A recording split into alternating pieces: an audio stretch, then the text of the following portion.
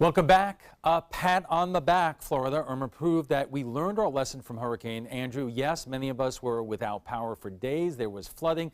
But for the most part, the building codes put into place after Andrew devastated South Florida worked.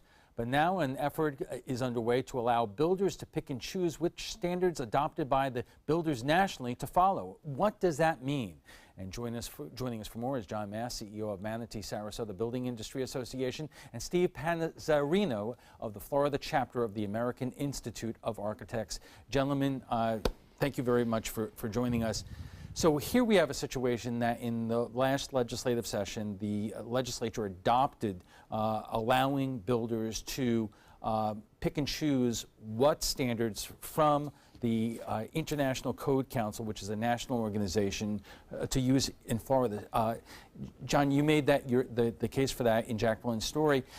Steve, what about it? Because it seems that the knock against the national codes is we don't have snow in Florida. We don't have things that other states may necessarily need. So what's the problem with not applying that to the Florida building codes? Well, to start, thank you for having us on the show. And the AIA of Florida and the Caribbean region fully support any recovery efforts, and we would like to help however possible.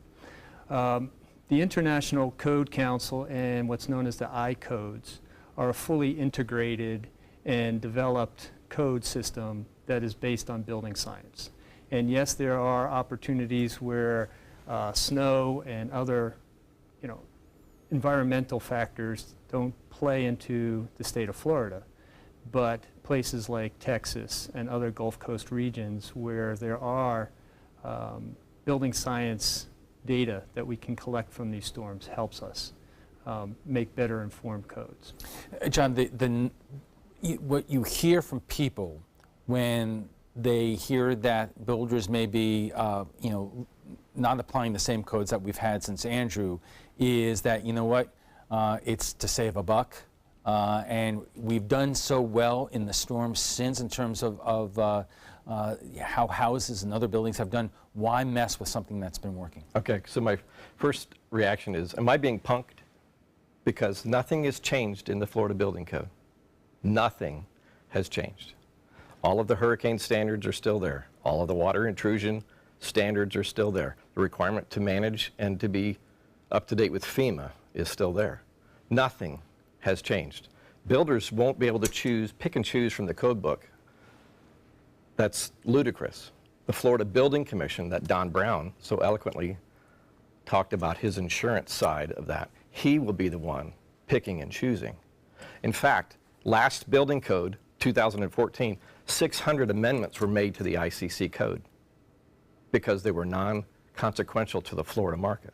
But when we were listening to Steve, he said that some of the standards in terms of even involving roofing, that standards that deal with snow, it's all interrelated. Is that basically what you've been saying? Yes. I mean, the building of a structure and the codes enforce the safety of that structure. And they are all integrated, and the science back behind those codes are there for a specific reason. Agreed. However, nothing with the roofing is changing. So you have issues with the ICC that came in and added a zero lot line recommendation, which has nothing to do with the building code, but they added a zero lot line recommendation to mandate that single-family homes have to have fire sprinklers. Florida statute eliminates the need for fire sprinklers in homes unless they're 3 stories or multiple dwelling units. So those are the kind of things that we fight to get rid of every time ICC develops a new code. They hide things in the code that make it unmanageable for Florida construction. We are just getting warmed up, as you see, and we'll have much more on hurricane building standards right after we check the first alert weather. Stay with us. Welcome back. Irma showed Florida's improved hurricane building standards work, so is it time to revisit them? Joining us for more is John Mass, CEO of Manatee Sarasota Building Industry Association, and Steve Panzarino of the Florida chapter of the American Institute of Architects. So I'm a little confused, and I'm sure our viewers are too. In terms of what the legislature passed this year, Steve, in your opinion, does it weaken the building standards in Florida? Does it weaken? It provides the potential to weaken the codes. How? In that the codes are now frozen, and it's going to be a more localized opportunity to manage those codes and update those codes. Describe that opportunity, because John said, look, nothing is changing with the roofing codes or the other codes that have made, Florida's homes so much more safer now than it was in the days of Hurricane Andrew. Well, first, the building codes extend far beyond just residential construction. The building codes encompass all building types, so including schools, hospitals, any public building. So buildings that are being used as shelters need to be hardened, and the codes provide that opportunity to make the buildings robust. And with the new legislation, the opportunity for special interests to come in and to start saying, okay, we want to make sure our interests are met, and forgetting other parts of the code or ignoring those parts of the code and them getting left behind. John? Well, I don't see that happening. In fact, Florida Home Builders Association will be working with Richard Corcoran on Speaker of the House. Yes, Speaker of the House, on his select committee that he's put together to do a deep dive into what has happened with Irma and the damage that has been sustained. So the big thing about being a home builder is you want to sell homes, right? So what better opportunity than to sell someone a new home that is designed to the hurricane standard, the best hurricane standard in the country, what we believe it is, but the Florida Building Code is the gold standard. What better way to sell a new home, right? You said yourself that you moved up from Miami-Dade, and the house that you have here have impact-resistant windows. The house is designed to mitigate hurricane winds and water intrusion. It's in compliance with FEMA. We don't want to change any of that. In fact, when those types of changes need to occur, and it might have to occur after Irma, depending on the wind zone and the lines that go across the state of Florida, which are designed into the building code, we will have to deal with that, and we'll want to make that All right, so the case. let's take this one step at a time, because Steve said that what the legislation does now is that it freezes the codes where they are now. And are you saying it makes it more difficult to improve codes if the investigation into Irma finds that there are things that actually need to be improved upon? Well, as I mentioned, the I codes that form the Florida Building Code are a fully integrated series of codes. And we want to make sure that that data is incorporated over the entire code. Right. So, John, respond to that in terms of what is inherently wrong by just taking again, it's called the International Codes Council. It's a national organization. Why not just continue using those codes and make them real for Florida? Because every time the new code is adopted, we make changes to that code. 600 changes to the existing building code were created because of the ICC, through their people, that special interest groups that come into the Building Code Congress, right? They're the ones that make those changes to the code, whether it be green building, which we're doing green building. We have a green building member on the Florida Building Commission. We have builders on the Florida Building Commission. We have insurance agents. We have bankers. We have those people that are on there. It is a great system. Now, that was developed after Hurricane Andrew.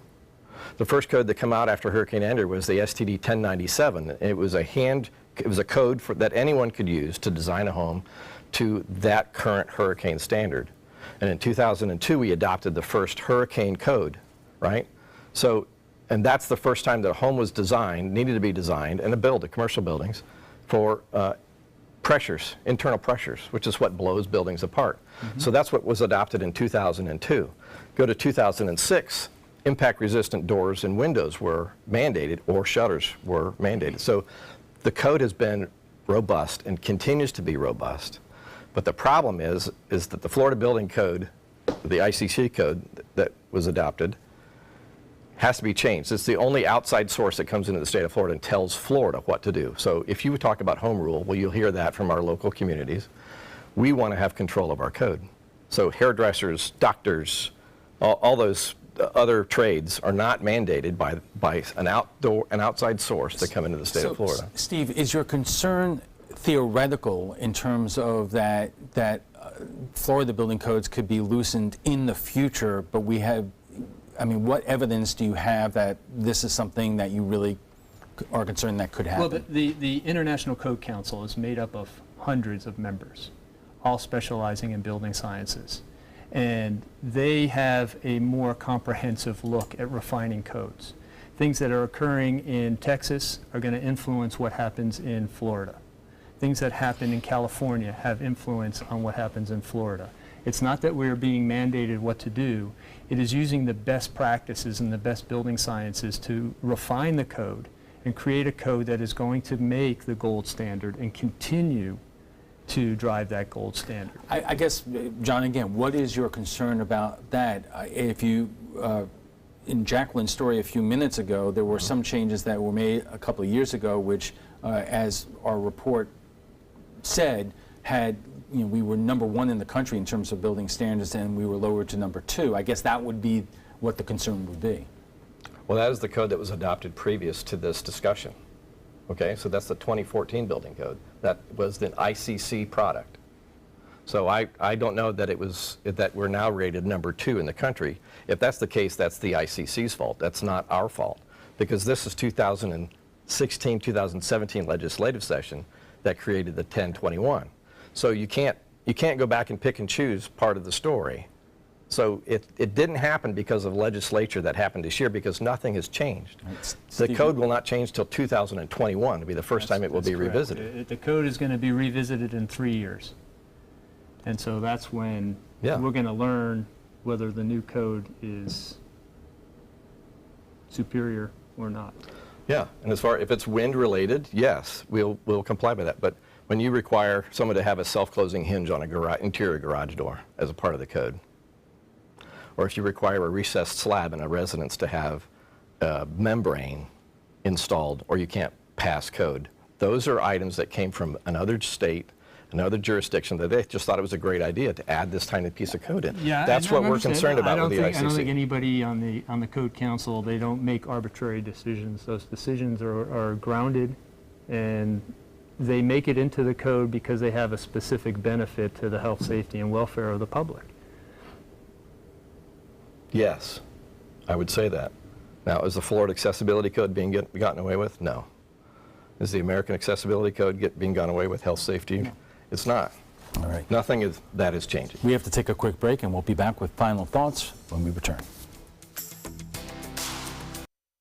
Our guests join us right now for final thoughts. And Steve, I'll begin with you in terms of wrapping up this conversation, in terms of the legislation that was adopted this year by the Florida legislature. What is your concern as we go forward here in terms of what might happen to the building standards for Florida homes and commercial building? Well, storms are going to continue, and with more and more people moving to the state of Florida, we just witnessed it's becoming more difficult to evacuate. Therefore, people are going to have to stay in place during these storms, and therefore they're going to need robust buildings to protect them during those events. And we want to make sure that the code is the most current, encompasses the most technology, the most data that we can use to make sure that that code is Do you think that job becomes more difficult after the law that was signed into effect this year? I do. John, you don't agree? No, I don't. And as we've said on break, architects and builders, we get along. We work together. We're all members of the ICC, actually.